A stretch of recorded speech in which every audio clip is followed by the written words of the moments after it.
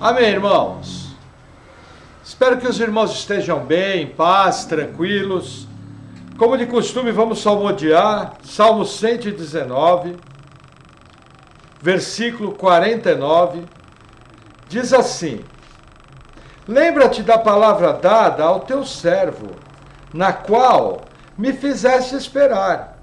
Isso é a minha consolação na minha aflição, porque a tua palavra me vivificou. Os soberbos zombaram grandemente de mim, contudo, não me desviei da tua lei. Lembrei-me dos teus juízos antiguíssimos, ó Senhor, e assim me consolei. Grande indignação se apoderou de mim por causa dos ímpios que abandonam a tua lei. Os teus estatutos têm sido os meus cânticos na casa da minha peregrinação. Lembrei-me do teu nome, ó Senhor, de noite, e observei a tua lei. Isso fiz eu, porque guardei os teus mandamentos. O Senhor é a minha porção. Eu disse que observaria as tuas palavras.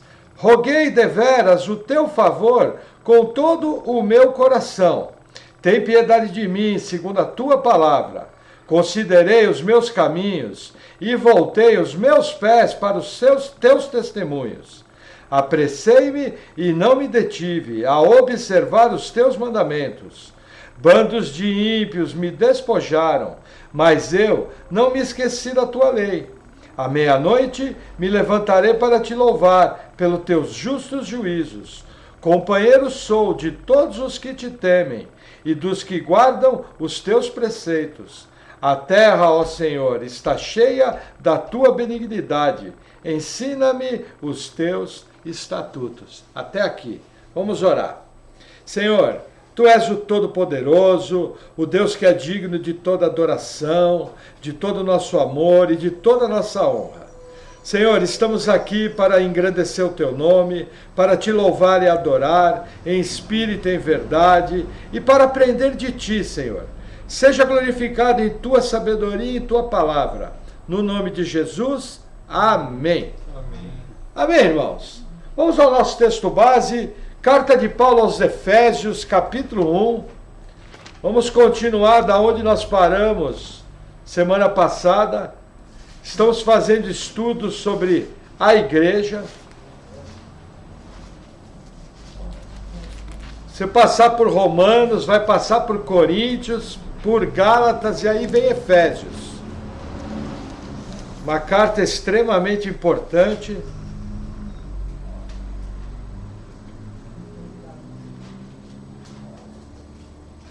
Carta de Paulo aos Efésios, capítulo 1, versículo 20. Diz assim.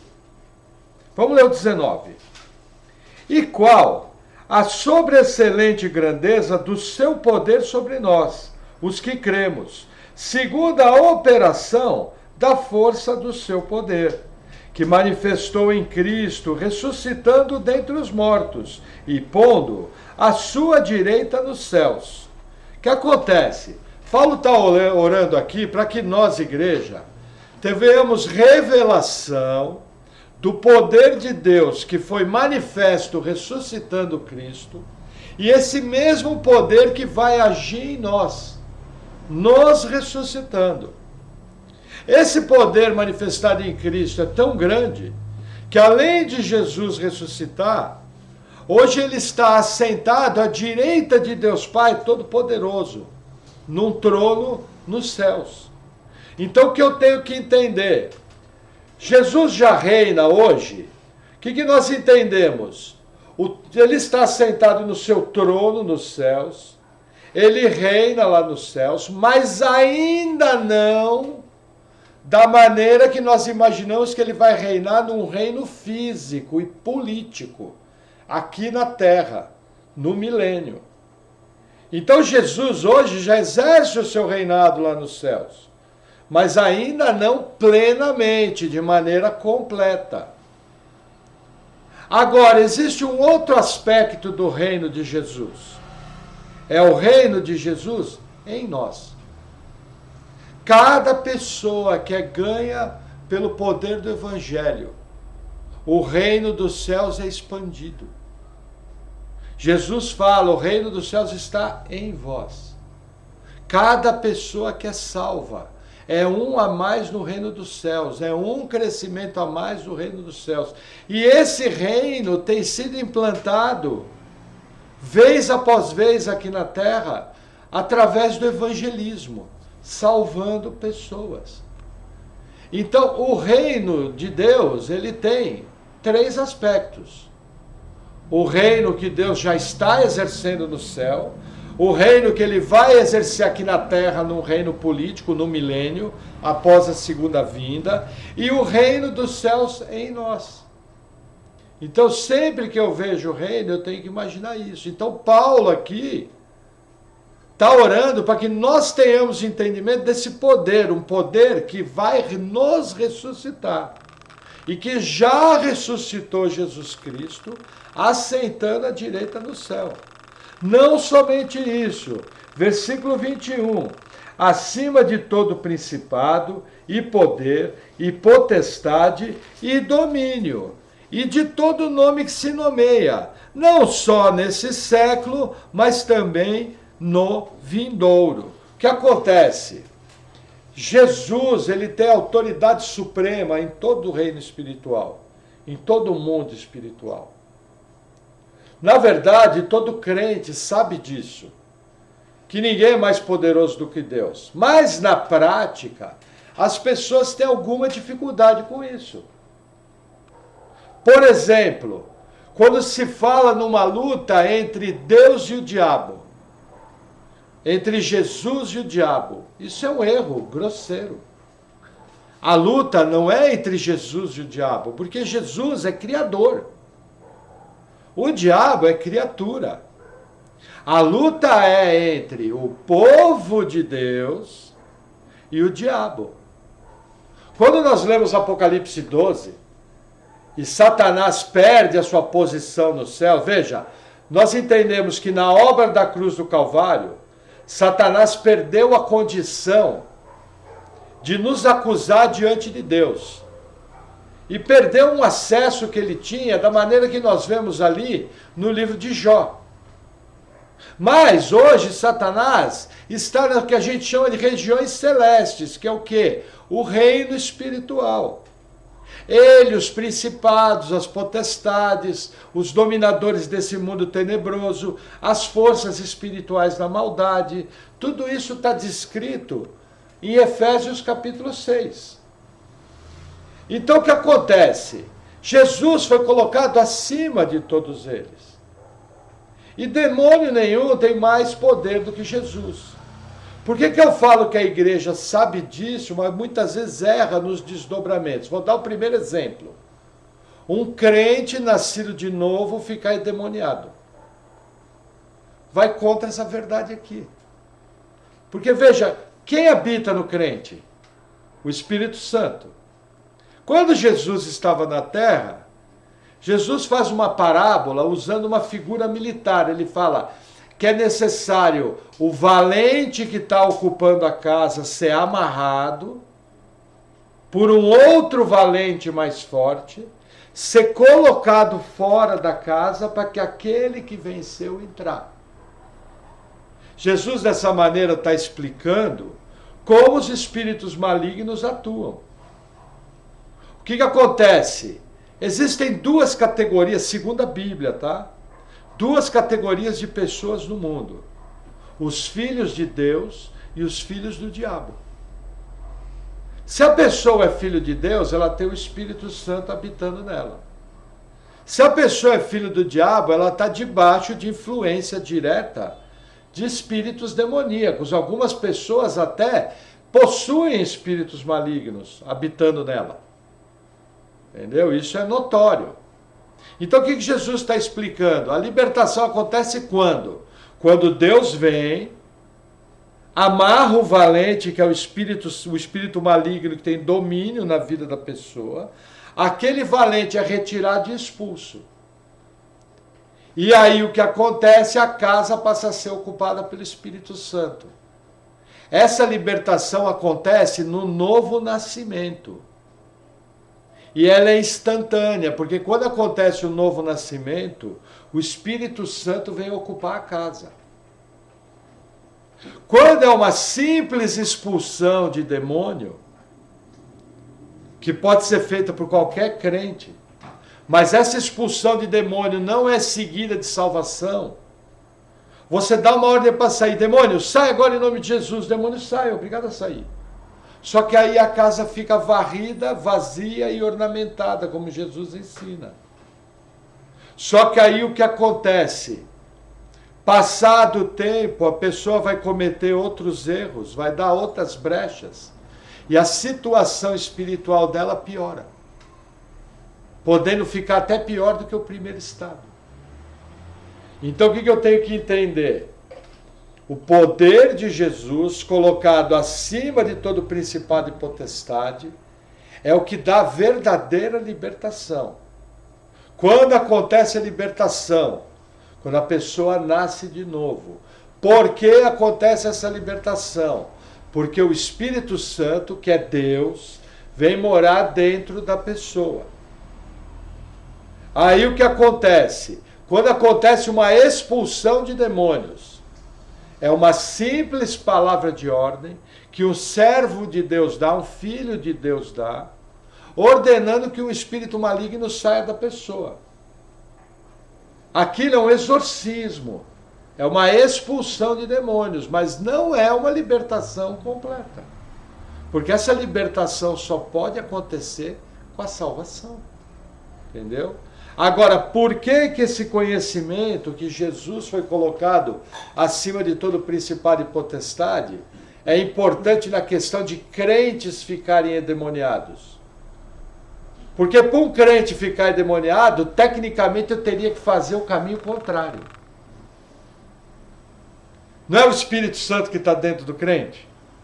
O Espírito Santo não é Deus? Deus não criou o universo?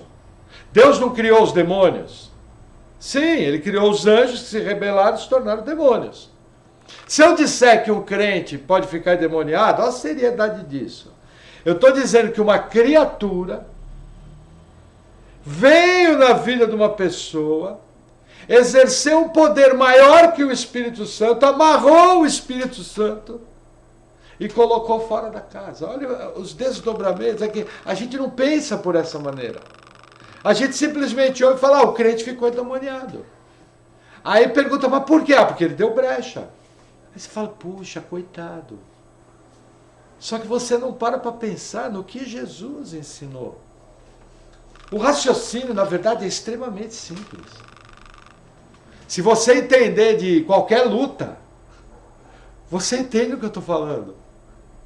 Se você entender que Deus é o Criador e que os espíritos malignos são criatura, e que Jesus foi colocado acima de todo principado, potestade, poder, à direita de Deus nos céus, um crente não pode ficar endemoniado. Isso nos traz a seguinte teologia. Olha que interessante.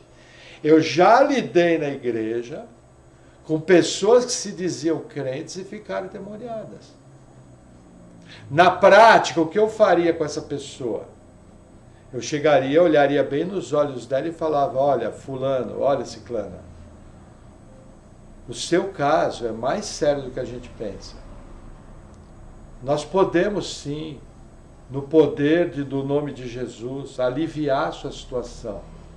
Mas entenda, o seu problema é novo nascimento. Nós mandamos agora todos os demônios sair, eles saíram. E eles só vão voltar, primeiro, se Deus autorizar e se a circunstância que aconteceu, acontecer de novo. Porque também não é assim para uma pessoa ficar endemoniada, não é festa da uva. O Sexta-feira 13, o Fred Krueger, sabe? Não é assim. A questão da possessão demoníaca, ela é exceção. Mas uma pessoa assim, eu vou falar, meu amigo, o seu problema é salvação, é novo nascimento, é arrependimento. É realmente receber Jesus como Senhor e Salvador. Para você ser preenchido com a presença do Espírito Santo no seu espírito. E através disso se tornar filho de Deus. Através disso, o poder de Deus que ressuscitou Jesus vai ressuscitar você. Percebem? Essa é a questão envolvida aqui. Que outro ensinamento aqui é complicado com esse ensino? Veja. Nas igrejas que ensinam o evangelho da prosperidade, se fala muito do devorador. Entendeu? E aí o que acontece? O devorador, eles querem dizer que é um demônio que age lá no Antigo Testamento, entendeu? E que age na finança da pessoa de quem não dá o dízimo. Qual que é o problema disso? Primeira coisa, você tem dificuldade ali para dizer que o devorador é um demônio. Porque quando você pega no livro de Joel, a descrição que tem de devorador são de gafanhotos. Que numa sociedade agrícola podem quebrar a sociedade. Uma nuvem de gafanhoto literalmente pode quebrar a sociedade. Então a primeira dificuldade é você conseguir afirmar 100% que esse devorador que aparece é um demônio. A segunda dificuldade é o seguinte: dízimo é uma prática da antiga aliança. Nova aliança é oferta. O crente pode dizimar? Pode, desde que ele saiba que aquilo é uma oferta. Às vezes ele gosta, fala, eu gosto de dar 10%, ninguém nunca ficou pobre, eu acho que é um valor que é justo e que vai suprir a necessidade da igreja. Amém. Desde que ele faça isso sabendo que é uma oferta. Entendeu? Agora, o que ensina na igreja? Quebrou um copo em casa, furou um pneu. Primeira pergunta, é o devorador. Está com o dízimo em ordem, irmão? Gente, o texto de Malaquias fala para trazer todos os dízimos à casa do tesouro. A casa do tesouro, ela ficava em Jerusalém, no templo. Eu pergunto, se o templo foi destruído em 70 depois de Cristo, como que eu posso levar os dízimos na casa do tesouro? Segundo, Hebreus fala que a prioridade da lei de Moisés para receber dízimo era da tribo de Levi. Jesus é da tribo de Judá. Entendeu? Aí Hebreus mostra que em Judá não tinha sacerdócio segundo a lei de Moisés, então mudou a lei.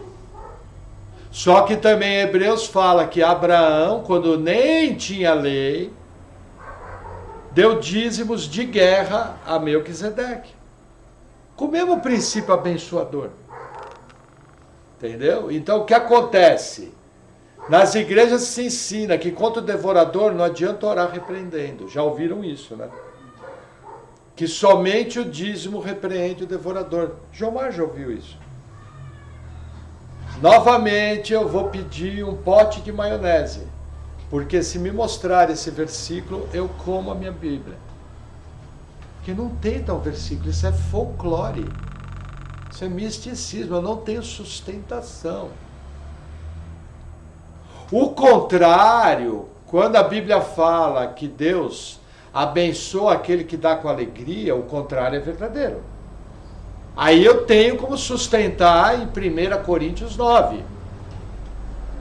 Que Paulo fala, o mesmo Deus multiplicará a vossa sementeira para que possais abundar mais e mais, para poder praticar toda boa obra. Mas assim, é algo espontâneo, de boa vontade e proporcional. Se nós formos falar para a maioria dos crentes brasileiros essa questão do dízimo, mesmo mostrando na Bíblia que é uma coisa simples, Hebreus 7, mudando o regime da lei, mudando o regime da lei, necessariamente, mudando o sacerdócio, necessariamente muda o regime da lei. Simples. O sacerdócio era levítico, agora o sacerdócio é da tribo de Judá, é judaico, é o termo. Mudou o regime da lei. Entendeu? Simples. Só que você vai tentar explicar, as pessoas não entendem. Entendeu? Não entendem. Agora é lógico, isso não pode ser uma desculpa para a avareza. Entendeu? Então, assim, esses aspectos são muito interessantes. Outro aspecto que esse ensino aqui nos traz. Olha que interessante. Vamos ler o versículo 22 de Efésios 1. E sujeitou todas as coisas a seus pés, e sobre todas as coisas o constituiu como cabeça da igreja, que é o seu corpo, a plenitude daquele que cumpre tudo em todos. Veja que interessante, nós somos o corpo de Cristo. O cabeça é a igreja.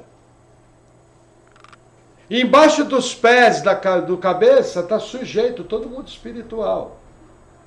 Quem está no meio entre o cabeça e os pés? Eu e você. A pergunta é, na prática você enxerga isso? Mas veja, eu tenho que enxergar isso não de uma maneira infantil. Qual é a nossa tendência quando eu vou enxergar isso? Não vai acontecer nada de errado comigo. Afinal, Jesus é o cabeça, eu sou o corpo. Todos os inimigos está tudo sujeito embaixo dos pés. Todos os inimigos ainda não foram sujeitos totalmente. Vai completar isso lá no futuro. Na segunda vinda, no milênio. Entendeu? Mas a autoridade já está resolvida. Você pode chegar hoje para qualquer demônio e repreender que ele vai sair. Não por você, mas por causa que o cabeça, que é Cristo, foi colocado acima de todo principado e potestade. Agora, isso não quer dizer, por exemplo, Paulo foi açoitado com varas, 2 vezes apedrejado quase até a morte. Entendeu? Os discípulos foram martirizados. O fato de você ter autoridade não quer dizer que você não vai ter uma coisa chamada espólio de guerra, consequência de guerra. Toda guerra tem ferido, toda guerra tem gente que se machuca. Nós estamos numa guerra, a igreja contra Satanás. Essa guerra, na verdade, é uma guerra praticamente de defesa. Porque tudo já foi conquistado na cruz do Calvário. Mas Satanás ainda tenta deter o avanço da igreja, só que a Bíblia fala que as portas do inferno não prevalecerão. Mas quando eu falo avanço da igreja, não é avanço financeiro. É avanço espiritual, pessoas ganhas para Cristo. Agora a gente vê Paulo pregando, sendo um sucesso a pregação, e depois ele apanhando, apedrejado, quase morrendo. Você vê Pedro pregando para 5.000 se convertendo, 3.000 se convertendo, e na sequência Pedro é preso e é açoitado por causa do nome de Jesus. O problema é que a nossa mente é muito curta. Quando a gente pensa em vitória, nós pensamos no bibelô de Cristo, no cristalzinho de Cristo. Não pode ter um risquinho. Mas isso não é evangelho. Eu tenho que ser maduro, compreender que em Cristo nós temos a vitória, mas quando eu olho os exemplos bíblicos, essa vitória vem através de muita luta diária. Entendeu? Entendam um princípio. Praticamente não existem promessas físicas para a igreja do Novo Testamento. Promessa física de terra, de riqueza, de bem-estar. É tudo na aliança mosaica do Antigo Testamento. Igreja, as bênçãos são espirituais. Porém, nós vemos nas páginas da Bíblia um Deus que cuida de você, um Deus que zela pela sua vida. Tanto é que, segundo os padrões bíblicos, aqui nessa sala só tem rico. Na verdade, segundo os padrões bíblicos, nessa sala só tem milionário. Porque nós temos uma casa boa, nós temos um carro bom, nós temos compra de mercado em casa, nós comemos todo dia, todo mundo tem trabalho. E isso é muito mais do que o que Paulo fala, tem do que comer, tem do que vestir, nisso dai graças. O problema é que a nossa mente foi bombardeada por um falso evangelho. Nós devemos olhar a nossa volta e olhar a riqueza, a bênção de Deus à nossa volta. A maravilha que Deus faz. A abundância de bens que nós temos. Entendeu? Ah, pastor, não estou entendendo, porque o male ganha o salário mínimo. Mas compara com o padrão bíblico. Até o seu salário mínimo é muito. Porque no padrão bíblico os irmãos não sabiam nem se iam comer amanhã. Percebe a diferença, como nós estamos distantes? Entendeu? Agora, qualquer coisa que você for fazer, quando você orar, você tem que orar como alguém que tem autoridade. Senhor, Tu és o Todo-Poderoso, Tu és o meu Deus. Senhor, que se cumpra a Tua vontade agora. Vem com o Teu poder, vem com a Tua glória. Guarda o Teu servo. Com autoridade, crendo que Deus está ouvindo e que Ele vai cumprir a vontade dEle. Que é boa, perfeita e agradável, embora você não compreenda. Vocês conhecem o tratamento dos 5 dedos? Quando você leva uma bolachada na cara, que fica os 5 dedos cravados, e essas bolachadas você leva na vida, aquilo dói e balança você. Uma vez eu levei um tapa que chacoalhou até meu cérebro. Tomei um pé de ouvido, como o pessoal fala lá em São Paulo, que eu fiquei por uns 10 minutos pensando 1 segundo mais lento. Sabe? A tela começou a correr assim, entendeu? A vida faz isso conosco. Quando chegam as más notícias, quando chegam as crises, quando chegam as lutas, os 5 dedinhos ficam estalados aqui. E às vezes fica um olhinho levemente roxo, fechado. Entendeu? É para essa hora que eu tenho que compreender a verdade do Evangelho. É para essa hora que eu tenho que compreender que a vontade de Deus, embora eu não compreenda, é boa, é perfeita e é agradável. Sabe qual é o problema desse Evangelho bíblico? Esse Evangelho não enche igreja. Esse Evangelho esvazia a igreja, porque ninguém na geração nossa está disposto a pagar o preço. Se você ensinar na igreja, olha, Deus só pode abençoar o trabalho. Você quer prosperar? Rala. Quer prosperar? Estuda. Quer prosperar? Seja o melhor funcionário. Quer prosperar? Cuide da empresa do seu patrão como se fosse sua. Ninguém quer ouvir isso. Sabe o pessoal quer ouvir? Vou dar 10 conto na igreja, vou colher 100. Transformar o Deus em banco. Isso não é evangelho. Amém? Agora, quando você ora, a autoridade de Cristo repousa sobre você. Porque você é corpo de Cristo. Outro detalhe, como corpo de Cristo, eu expresso Cristo aqui na terra. Eu sou um embaixador de Cristo.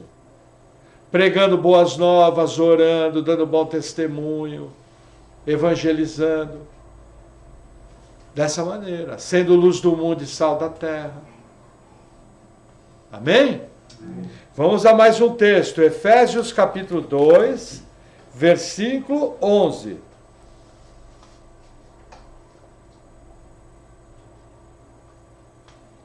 Nossa, que água gostosa. Tem coisa melhor que um belo copo d'água? É de Deus, né? Efésios 2, versículo 11, diz assim: portanto, lembrai-vos de que vós, noutro tempo, erais gentios na carne, e chamados incircuncisão, pelos que na carne se chamam circuncisão, feita pela mão dos homens. Naquele tempo estáveis sem Cristo, separados da comunidade de Israel e estranhos às alianças da promessa, não tendo esperança e sem Deus no mundo. Olha que interessante.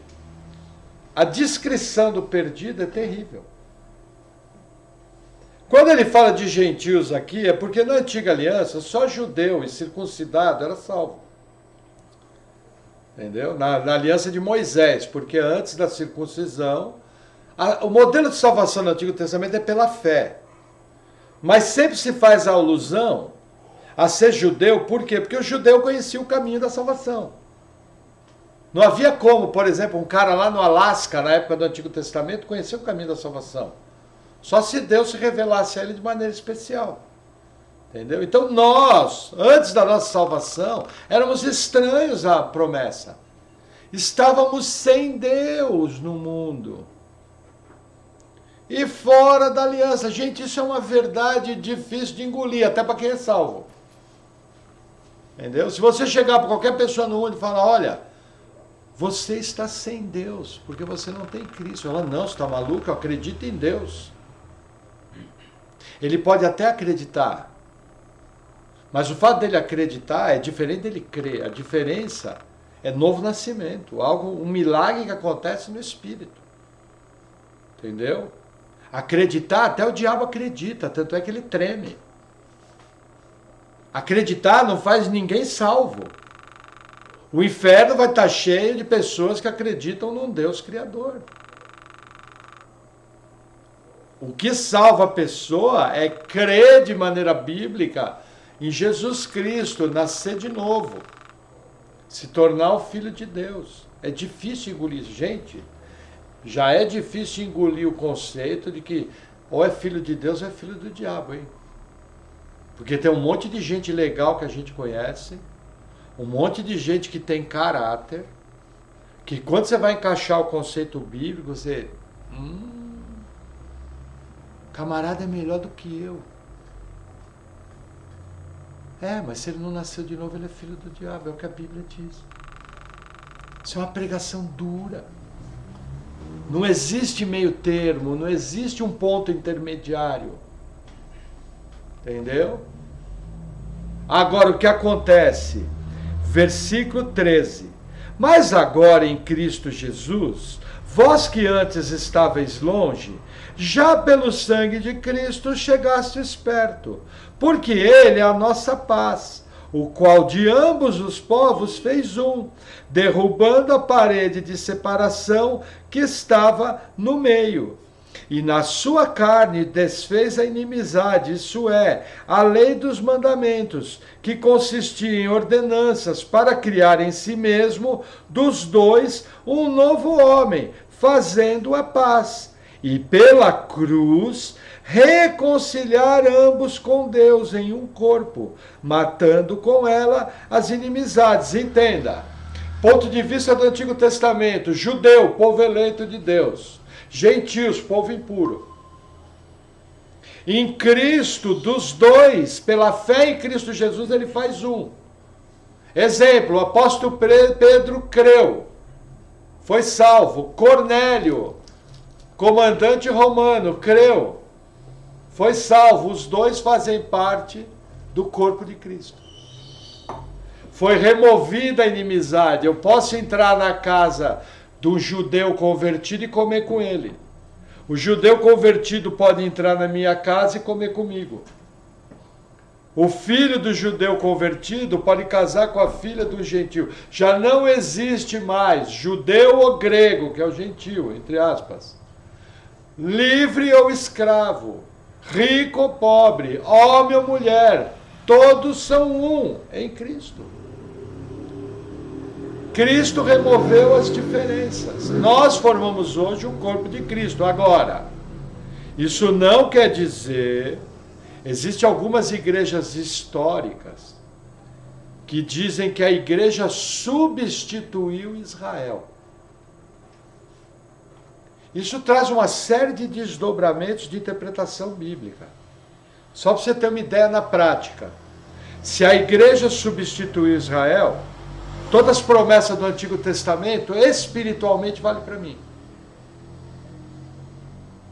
Agora, o óculos teológico que nós usamos é o óculos teológico dispensacionalista. Israel é povo de Deus da antiga aliança. A igreja iniciou em Cristo. O plano de Deus progrediu. Agora, em Cristo, o judeu tem que crer e o gentio tem que crer. Crendo, virou um povo só. E nós entendemos que lá no final dos tempos, quando acontecer o período de tribulação, Deus vai continuar tratando com os gentios? Mas vai tratar de uma maneira especial com os judeus. Entendeu? Mas eles vão ter que ser salvos crendo em Jesus. Entendeu? Então a igreja, ela é uma progressão, ela é uma... Tem alguns teólogos que dizem que é uma lacuna. Não existe igreja na Antiga Aliança. Na Antiga Aliança existe povo salvo de Deus, é diferente. As igrejas históricas que dizem que Israel foi substituída pela igreja, falam que na Antiga Aliança já existia a igreja. Falam, por exemplo, que Moisés era igreja, que Davi era igreja. Isso é um óculos teológico que vai reger toda a interpretação bíblica. Isso é uma coisa que a maioria dos crentes nem sabe que existe. Infelizmente. Entendeu? Tanto é que você chega em igrejas dispensacionalistas, por exemplo, algumas igrejas pentecostais, tenho evitado falar nomes. Elas são dispensacionalistas, elas entendem que a igreja é uma lacuna. Só que aí você vai para a teologia delas na prática, eles abrem o Antigo Testamento e quer fazer com que as promessas do Antigo Testamento valham para você hoje.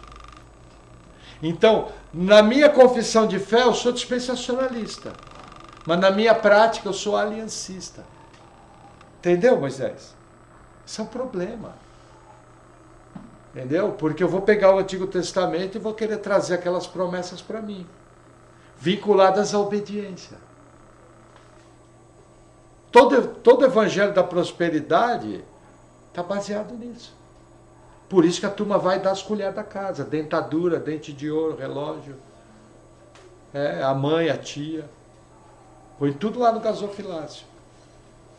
Porque é tudo baseado na Antiga Aliança. Percebe? Acho que dessa maneira simples dá para entender. Quando a gente fala em evangelho da prosperidade, fica mais fácil de entender.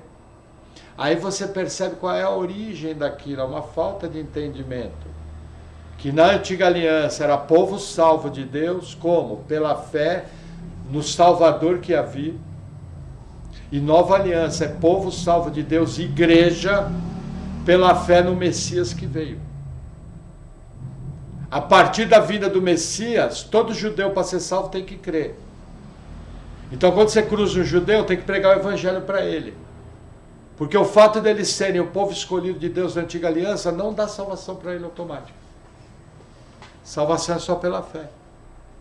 Só existe um jeito de ser salvo, pela fé em Cristo Jesus. Hoje, abriu uma nova janela e vai daqui até o fim. Entenderam como funciona? Vamos ler mais um pouquinho. Tá. Versículo 17. E vindo ele, evangelizou a paz a vós que estavais longe e aos que estavam perto, porque por ele ambos temos acesso ao Pai, em um mesmo Espírito. Assim, já não sois estrangeiros nem forasteiros, mas concidadãos dos santos e da família de Deus. Você hoje é da família de Deus, junto com Pedro, judeu, junto com Paulo, judeu, junto com Judas, irmão do Senhor, judeu, junto com Tiago, irmão de Jesus, judeu, junto com Lucas, gentio, junto com Jomar, com Maurício, Claudoir, mediante a fé em Cristo Jesus. Entenderam como funciona? Agora, olha que interessante. Essa fé está baseada aonde? Ela tem uma base. Versículo 20. Edificados sobre o fundamento dos apóstolos e dos profetas, de que Jesus Cristo é a principal pedra de esquina, no qual todo edifício, que é a igreja, bem ajustado, cresce para templo santo do Senhor, no qual também vós juntamente sois edificados para a morada de Deus em espírito. Olha que interessante, nós somos edificados sobre o quê? Fundamento dos apóstolos e profetas. Entendeu? Eles lançaram a base. Eles construíram. Aquilo que não se tinha revelação, o ministério dos profetas do Novo Testamento trouxe essa revelação. Aquilo que foi anunciado para a vida de Cristo, o ministério dos profetas do Antigo Testamento anunciou. Agora, apóstolo como esse, profeta como esse, não existe mais. Foram fundamento. Para ser apóstolo, eu tenho que ter visto Jesus pessoalmente. Entendeu? Para Paulo ser chamado apóstolo, Jesus teve que aparecer para ele pessoalmente e instruí-lo pessoalmente. E revelar o evangelho a ele pessoalmente, ao vivo e a cores. Toque, toque. Tanto é que Paulo fala, olha, não sou digno nem de ser chamado apóstolo, porque fui perseguidor da igreja, então eu sou um abortivo. Entendeu? Então apóstolos só tiveram os 12. Hoje em dia não tem mais profeta, só que é normal chegar na igreja, ó, vai naquela igreja que tem um profeta. Não. O que existe é pessoas que podem exercer o dom da profecia, que são palavras inspiradas pelo Espírito Santo para exortar, redarguir e consolar segundo a verdade do fundamento. Qualquer coisa que uma pessoa que diz que está sendo usado no dom de profecia falar que está fora da Bíblia, pode enfiar a bica, botar para fora da igreja que é falso profeta. Lógico que eu falei isso para ficar mais legal, né? Mas você não vai fazer isso. Mas você vai falar, olha, aqui não. Isso que você acabou de falar, porque você tem que julgar. Se alguém um dia levantar aqui para falar, acabou a palavra, estamos encerrando, a pessoa levanta, pastor, tem uma palavra para a igreja. Sim, irmão, por favor. Aí a pessoa dá a palavra profética, nós vamos julgar na hora. Se a pessoa falar o que não deve, eu com a maior calma do mundo, chegar e falar, irmão, isso que o irmão falou do coração dele. Porque ó, o irmão falou tal coisa, não fecha com a Bíblia. O irmão falou outra coisa, a Bíblia fala o contrário. Então eu creio que o irmão se enganou, misturou coisas do seu pensamento, aí você vai dar uma saída digna. E aí eu vou chegar para a igreja, irmãos, isso que acabou de ser falado, não considerem, não foi uma palavra inspirada pelo Espírito Santo. Ah, mas o irmão não vai voltar mais. Mostra que ele é infantil e carnal. Porque se ele quer crescer na fé, ele até vai me agradecer. Por quê? Porque a Bíblia fala, que Deus fala o seguinte, que o profeta que disser que eu não falei, que morra. Já pensou Deus se voltar para você? Às vezes você se enganou. Às vezes você se empolgou. Se você trouxer uma palavra profética, ela for julgada, você tem que falar, irmãos, me perdoem, eu falei segundo o meu coração. Orem por mim. Acabou, resolvido. Sem estresse, sem arrancar cabelo. Isso é ser cristão. Entendeu? Todo mundo pode errar. Até eu aqui do púlpito posso errar. Cabe aos irmãos corrigir da mesma maneira. Chama o pastor, ó, o pastor falou tal coisa. Só que eu não consigo enxergar dessa forma. Baseado em que o pastor falou, não é uma interpretação um pouco errada? Porque você, eu vou... Não vou fazer isso. Calmamente, vou pegar a Bíblia e vou mostrar. Entendeu? É assim que a igreja faz. Novamente, Efésios capítulo 4. Nossa, quanta coisa em Efésios.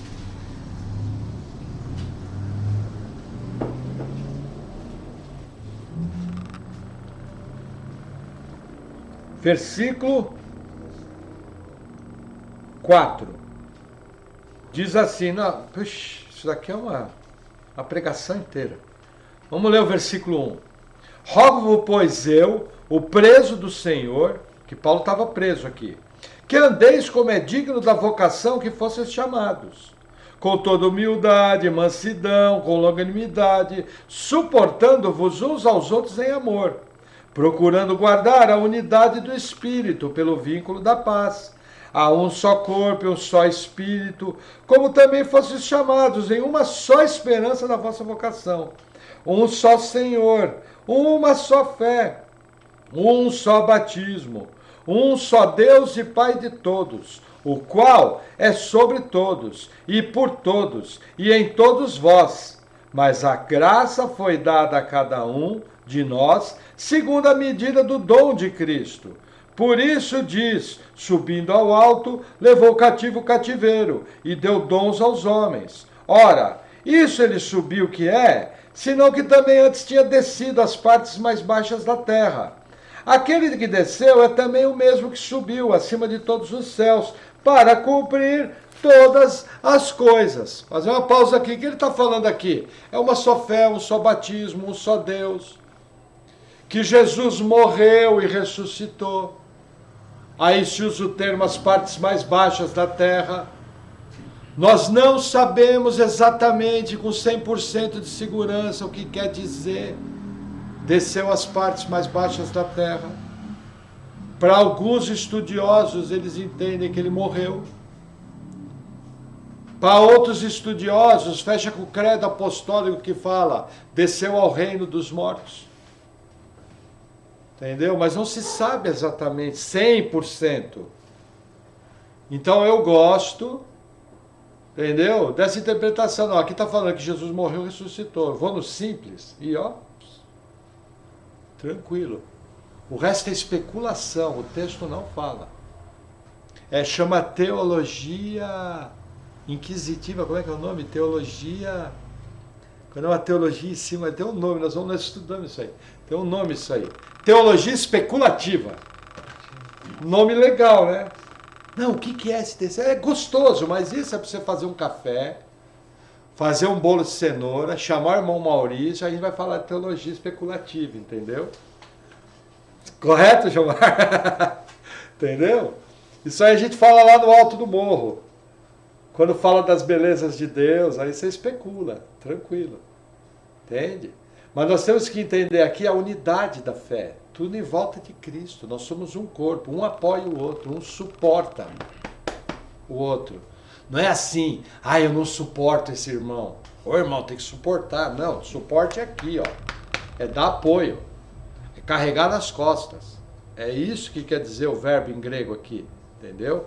E aí o texto continua, versículo 11. E ele mesmo deu uns para apóstolos, outros para profetas, e outros para evangelistas, e outros para pastores e doutores, querendo o aperfeiçoamento dos santos, para a obra do ministério, para a edificação do corpo de Cristo, até que todos cheguemos à unidade da fé, ao conhecimento do Filho de Deus, a homem perfeito, à medida da estatura completa de Cristo. Esse é o alvo.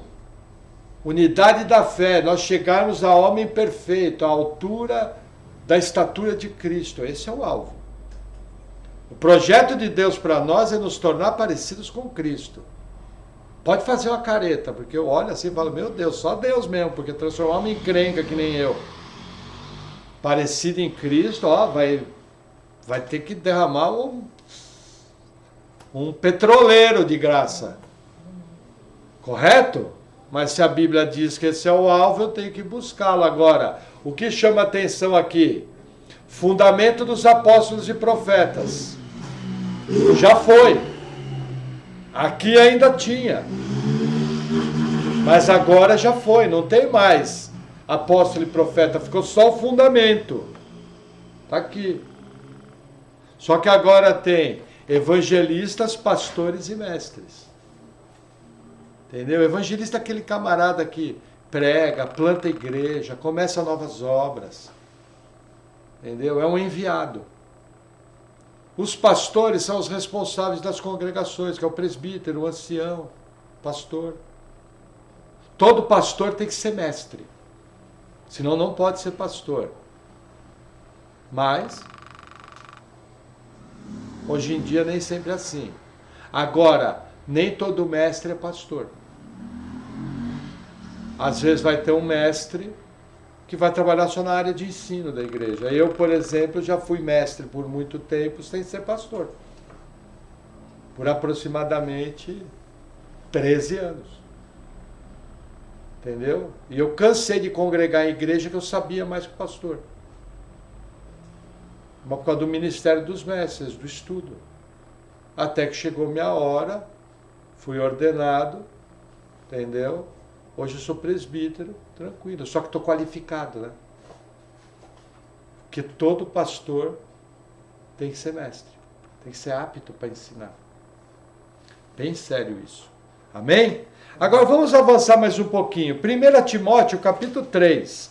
Passa por Colossenses, passa por Tessalonicenses, aí vai chegar em 1 Timóteo. 4 cartas à frente. 1 Timóteo 3, 14.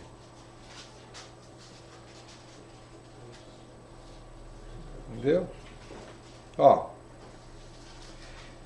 Escrevo-te essas coisas, esperando ir ver-te bem depressa. Mas se tardar, para que saibais como convém andar na casa de Deus, que é a igreja do Deus vivo, a coluna e a firmeza da verdade. Gente, tirando alguns ensinos daqui. Primeiro, a igreja é a casa de Deus. Ah, pastor, olha, quando eu entro naquela catedral, me dá uma paz. Não é isso que a Bíblia está falando. A catedral pode ser bonita, a catedral pode ser um lugar silencioso, a catedral pode dar até uma música de fundo que você fica tranquilo, mas não é isso. A casa de Deus é a igreja, nós, pedras vivas. Nós somos a casa de Deus. Agora, o fato de sermos casa de Deus, existe uma maneira de andar. Entendeu? Para saber como convém andar na casa do Senhor. Você assumiu uma aliança com Jesus. A salvação é incondicional, foi presente de Deus. Só que os desdobramentos da salvação, existem responsabilidades que tem que ser cumprida por quem leva o nome de cristão, que quer dizer pequenos cristos. Infelizmente a igreja moderna esqueceu muito o que é testemunho. E você vê crente que só faz envergonhar a igreja. Entendeu? O que nós podemos fazer? Podemos cuidar do nosso meio. Através da disciplina bíblica, se tem um crente impenitente que não quer mudar de vida, ele é colocado fora da igreja, ele é expulso da igreja. Porque nós temos que fazer com que a igreja local humana se pareça o máximo possível com a igreja universal, invisível. Entendeu? Uma das ferramentas que tem para ela ficar parecida é a disciplina bíblica. Lugar de bode é da porta para fora. Ah, lugar de pecador é aqui dentro. Mas bode não, bode é lá fora. Pecador, nós vamos ajudar, nós vamos tratar, nós vamos orar, nós vamos interceder, nós vamos ser amigos, nós vamos suportar. Mas bode não. Bode é da porta para a rua. O que o pastor tem a ver com a minha vida? Não, nada, só por favor, nunca mais volte aqui enquanto não mudar esse comportamento. Aqui você não é bem-vindo e não vai entrar. Você está excluído da igreja do Senhor. Acabou. Com esse comportamento, nós não admitimos. Entendeu? Diferente do camarada, pô, pastor, nem sei como é que Deus me aguenta. Porque quando eu vou ver, eu erro. E eu não quero errar. Só que às vezes eu vou caminhando bem, de repente eu tropeço, me arrebento. O que eu faço, pastor? Não, vem cá, irmão, vamos lá, vamos ler trechos da Bíblia que falam dessa área, vamos ouvir palavras de outros pregadores que falam dessa área, vamos orar intercedendo por você, vou estar pedindo para o irmão João estar intercedendo de maneira particular com você, e você vai procurar obedecer aquilo que você lê na Bíblia, e vamos caminhar, irmão. Meu justo cairá 7 vezes, 7 vezes se levantará. 7 é uma obra completa. Amém? Amém. Vamos mais um pouquinho. 2 cartas à frente. Carta a Tito, capítulo 2. Vai passar 2 Timóteo, vai chegar em Tito. Não vira muito rápido porque é pequena. Entendeu? Versículo 11. Porque a graça salvadora de Deus se há manifestado a todos os homens, ensinando-nos que, renunciando à impiedade e às concupiscências mundanas, vivamos nesse presente século sóbria e justa e piamente, aguardando a bem-aventurada esperança e o aparecimento da glória do grande Deus e nosso Salvador Jesus Cristo, o qual se deu a si mesmo por nós, para nos remir de toda iniquidade e purificar para si um povo seu, especial, zeloso de boas obras. Fala isso e exorta e repreende com toda autoridade. Ninguém te despreze. O que nós somos? Versículo 14. Remir de toda iniquidade e purificar para si um povo seu especial, zeloso de boas obras. Esse é outro alvo de Deus para você. Você é um povo especial, remido para Cristo, para a prática de boas obras. Entenda, eu não sou salvo por obras, isso é abominação. Efésios 2 fala, quer ver? Porque nós já passamos. Efésios 2, 8 e 9 fala o seguinte: pela graça sois salvos, mediante a fé, e isso não vem de vós, é dom de Deus, não é por obras, para que ninguém se glorie. Entendeu? Agora, se eu sou crente, nascido de novo, eu vou ter obras compatíveis. As obras não são para salvar. As boas obras são consequência da salvação. Eu me torno um ser humano melhor, um marido melhor, um pai melhor, um funcionário melhor, um cidadão melhor. Eu vou melhorando dia após dia, de glória em glória. Cada vez mais Deus vai ganhando áreas da minha vida, vai transformando áreas pela minha vida. Minha mente é transformada através da palavra. Aquela transformação de mente gera uma transformação de atitude. A transformação de atitude muda o meio à minha volta. Simples assim. O que a turma prefere? Eu continuo uma encrenca de duas pernas e vou fazer uma corrente de oração. Aí o pastor faz uma oração forte e eu acho infantilmente que a circunstância em volta de mim vai mudar. Porque aquele pastor tem fé. Faz oração forte. Ih, meu amigo, está entrando uma barca furada. Ainda está pecando, porque é quase um tipo de idolatria ao pastor. Entendeu? Pastorzinho, não. Entende? Colocado dessa forma fica pesado, né? Aí vamos avançar um pouquinho mais. 1 Pedro, capítulo 2, você vai passar por Hebreus, logo depois de Hebreus tem Tiago, e logo depois de Tiago tem 1 Pedro.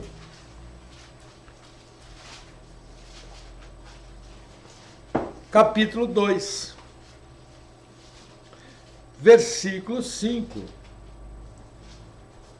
Olha que barato, veja, nós vimos Paulo falando do edifício vivo, né? Olha o que Pedro vai falar. 1 Pedro 2, versículo 5.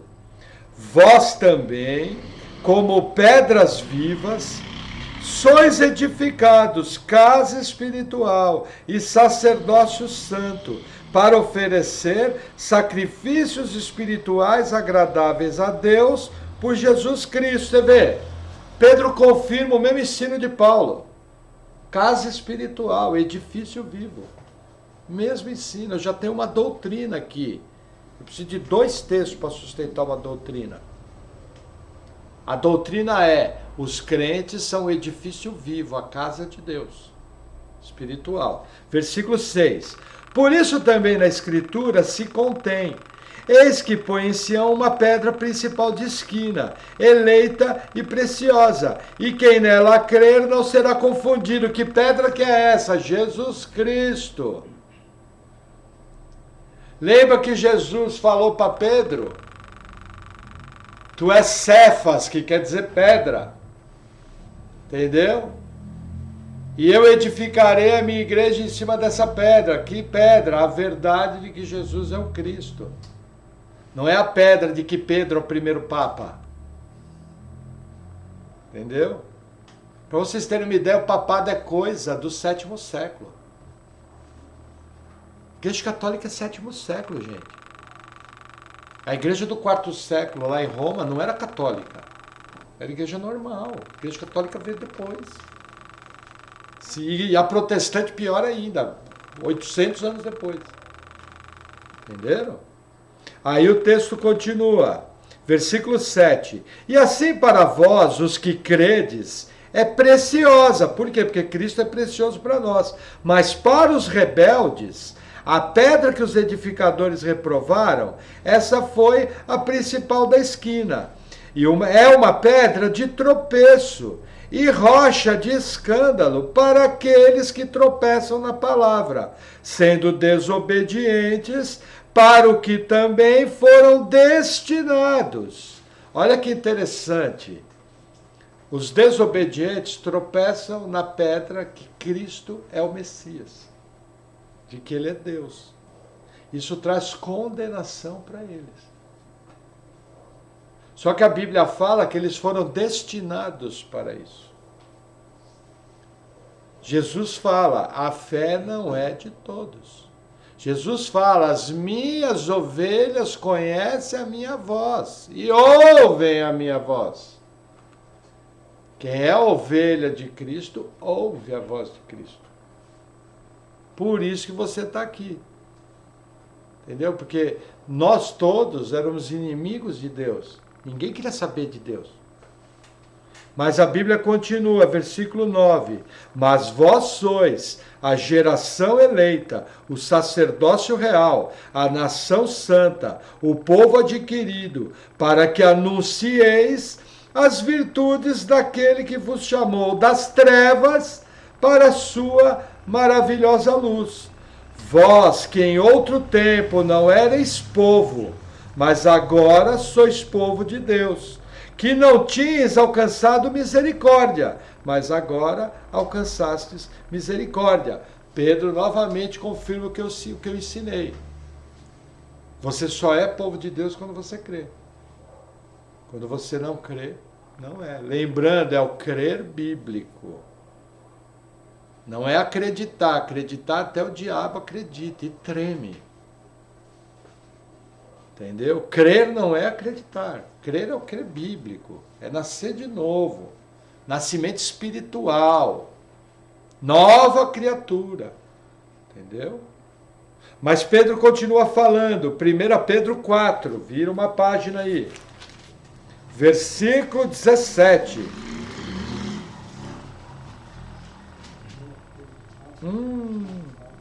Vamos ler o 14. Esse evangelho aqui, essa passagem enche igreja. Olha o que Pedro fala. Se pelo nome de Cristo sois vituperados, o que é vituperado? É humilhado publicamente. Isso aí enche igreja. Já pensou passar o carro de som? Venha para a grande campanha de preparação para uma humilhação pública. Vós sereis perseguidos por causa do meu nome. Vós padecereis prisões e perseguições. Não perca, quarta-feira, 15h, com a presença do apóstolo Maurício. Será que enche igreja? Cruz credo, os caras mandam pedra no carro. Mas vamos lá, Claudio. A Bíblia é linda. Vou reler o 14. Se pelo nome de Cristo fois vituperados, bem-aventurados sois, porque sobre vós repousa o Espírito da glória de Deus. Quanto a eles, ele é sim blasfemado, mas quanto a vós, é glorificado. O que Pedro ensina? Você foi perseguido pelo nome de Cristo, você é um bem-aventurado. Gente, a palavra bem-aventurado tem uma força. A palavra bem-aventurado quer dizer mais do que abençoado. Está sendo perseguido por causa do nome de Cristo? Você é bem-aventurado. Gente, isso é contrário. Isso não enche igreja. Isso não arrecada. Isso não enche gasofilácio. Entendeu? Mas Pedro está falando aqui, eu só estou lendo. Não estou nem interpretando. Só estou lendo. Leitura corriqueira. Entendeu? E a gente segue, versículo 15. que nenhum de vós padeça como homicida, ou ladrão, ou malfeitor, ou como que se intromete em negócios alheios. O que Pedro está falando, meu amigo? Só não seja perseguido porque você é bandido. Se você é bandido, você tem que ir em cana. Aí eu estou parafraseando. Entendeu? É o que Pedro está falando. Versículo 16. Mas se padece como cristão, não se envergonhe. Antes glorifique a Deus nessa parte. Gente, isso aqui... Você ser envergonhado, parente de perseguir. E agora só porque está indo para a igreja, acho que virou santo. O quê? Você? Que andava só nos botecos, nos bailes, enchia a cara. Quantas vezes eu fui te buscar lá na valeta? Não é assim a conversa? O diabo é doido para jogar o seu passado nas costas. Eu já ouvi muito isso. Entendeu? Ah, agora ele é santo, foi para a igreja. Aí você olha e fala, não, não é isso que eu estou dizendo, eu não sou santo. Só estou querendo dizer o caminho correto, que eu também tento seguir. Mas é assim, as acusações são várias, entendeu? Agora, olha o que o versículo 17 fala. Porque já é tempo que comece o julgamento pela casa de Deus. E se primeiro começa por nós, qual será o fim daqueles que são desobedientes ao Evangelho de Deus? Se o justo apenas se salva, onde aparecerá o ímpio pecador? Portanto, também os que padecem segundo a vontade de Deus, encomendem-lhe as suas almas, como ao fiel Criador, fazendo o bem. O que Pedro está falando? É tempo de que o juízo começa pela casa de Deus. Toda obra de juízo, toda obra de julgamento começa na igreja. Primeiro é na igreja. Se você é justo, você tem a salvação, mas você está passando perseguição, encomende sua alma a Deus. Como? Através de boas obras. Agora você tem que entender que Deus julga o seu povo. Julga que eu falo, é trata, é disciplina, é transforma. Puxa a orelha, põe de castigo no canto, dá umas varadinhas. Entendeu? Deus é pai. Outro dia eu estava conversando, uma pessoa que saiu da igreja, já faz um tempo, aí nós falamos, pô, a vida da pessoa está tudo bem. Está zerada. Aí nós olhamos e falamos, provavelmente nunca foi filho. Porque não tem como um filho de Deus sair da igreja e não sofrer disciplina. Ou Deus recolhe ou a chibata come no lombo. Esse é o que a Bíblia ensina. E nosso último texto, 1 Pedro 5, versículo... Pera lá. Versículo... Ah, entendi. Versículo 5. Ó. Semelhantemente vós, jovens, sede sujeitos aos anciãos. Sede todos sujeitos uns aos outros. E revestivos de humildade, porque Deus resiste aos soberbos, mas dá graça aos humildes. Humilhai-vos, pois, debaixo da potente mão de Deus, para que a seu tempo vos exalte, lançando sobre ele toda a vossa ansiedade, porque ele tem cuidado de vós. Sede sóbrios, vigiais, porque o diabo, vosso adversário, anda em derredor, como leão bramando, buscando a quem possa tragar. Olha o 9. Ao qual, o diabo, resistir firmes na fé, sabendo que as mesmas aflições se cumprem entre os vossos irmãos no mundo. Resistir ao diabo e ele fugirá de vós. Humilhai-vos, pois, diante da potente mão de Deus. Está passando por luta? Porque você é cristão? Porque resolveu ter uma postura piedosa? Porque resolveu seguir a Deus? Humilhai-vos, pois, diante da potente mão de Deus, e ele vos exaltará em tempo propício. Essa é a receita da Bíblia. Certa vez ouvi aquele cantor, o Rodolfo Abrantes, falando Eu não concordo com tudo que o Rodolfo Abrantes fala, mas eu creio que ele é um irmão que tem o Espírito Santo. E ele falou uma frase que gravou para mim. Evangelho não é para frouxo. Evangelho é para pessoas que sabem o que querem. Evangelho é para pessoa posicionada. Evangelho é para ser vivido. E olha, não é mole. Salvação é pela graça. Mas, mesmo com a graça de Deus agindo em nós, muitas vezes viver o Evangelho não vai ser fácil. Essa é a carreira que está proposta. Vai chegar um momento onde nós não vamos estar mais nesse tabernáculo, vamos estar na presença do Senhor e lá no futuro Ele enxugará toda lágrima. Ele vai cuidar de nós de uma maneira que hoje Ele cuida, só que de uma maneira diferente. Lá tudo vai ser pleno, tudo vai ser perfeito. Você não vai mais habitar nesse corpo do pecado. Não vai mais ter dor, não vai mais ter doença, não vai mais haver morte. Ó morte, onde está o teu aguilhão? É outra vida. Com essas palavras, nos momentos mais difíceis da nossa vida, elas têm que funcionar como um conforto. Deus é meu Pai, Ele cuida de mim, Ele sabe o que é melhor para mim, eu tenho a vida eterna. Os sofrimentos dessa vida não se comparam com as bênçãos que Deus tem no futuro. Agora, numa boa, hein, gente? Tirando um problema ou outro de saúde que possa aparecer no nosso meio. Aqui ninguém tem problema, pô. Todo mundo vive bem, o resto dá tudo para dar os pulos e se virar. Entendeu? Vamos ser maduros, pô. Problema é o médico olhar para sua cara e falar, olha, você tem um câncer na cabeça, vai morrer em 3 meses. E não tem nem como operar, que se chegar lá você morre. Isso é problema. Entendeu? O resto não é problema. Tá meio sem dinheiro, tem problema para resolver? Gente, os problemas estão aí para ser resolvidos.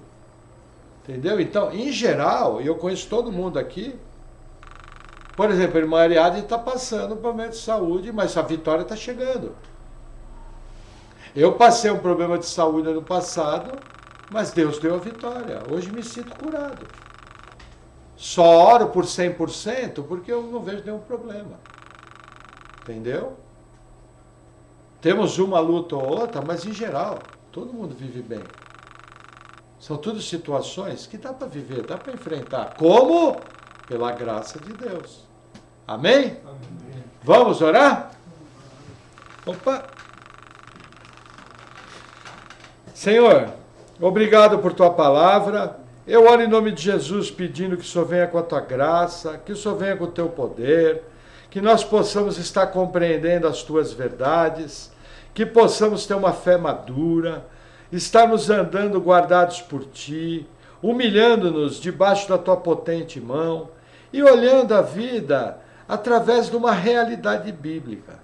Senhor, tira de nós todo sentimento infantil, que acredita de que em Cristo não teríamos problema. Tira de nós toda a visão errada do Evangelho. Que nós possamos em tudo estar dando graças e engrandecendo o teu nome. Que possamos ter bom humor, que possamos ter a alegria da salvação e que possamos viver uma vida tranquila, comermos o nosso pão sossegadamente e te servir através de boas obras. No nome de Jesus, amém.